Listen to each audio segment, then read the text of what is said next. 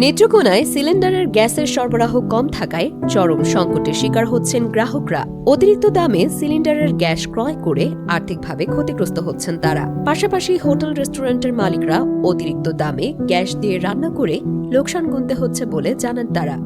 হয়রানি, তারপরে ব্যবসা অনেক ক্ষতি হইতেছে গ্যাস না পাওয়াতে। চাকুরিজীবী ও অন্যান্য পেশার লোকজন জানিয়েছেন, সিলিন্ডারের গ্যাস দিয়ে রান্নার উপর নির্ভর করায় চরম ভোগান্তিতে পড়েছেন তারা। বিকল্প লাকড়ি দিয়ে রান্না করতে সময়ের অপচয়ে সময় মতো অফিসে আদালতে যেতে পারছেন না। সকালে রান্না করতে অনেক সময় লাগার কারণে শিক্ষার্থীরা সময় মতো স্কুল কলেজে যেতে পারছে না। খোঁজ নিয়ে জানা গেছে, ডিলাররা সরকারি রেটের চেয়েও চড়া মূল্যে গ্যাস খুচরা ব্যবসায়ীদের নিকট রসিদ ছাড়াই বিক্রি করছেন।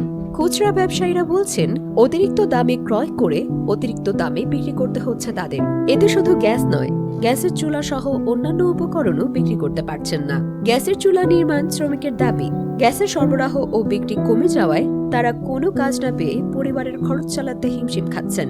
এমত অবস্থায় গ্যাস সরবরাহের ও অতিরিক্ত মূল্যে বিক্রি করার বিষয়টি সরেজমিনে তদন্ত করে কার্যকর ব্যবস্থা গ্রহণের দাবি এলাকাবাসীর। মারিয়া জামিলা খান মোহনা, NBN নিউজ।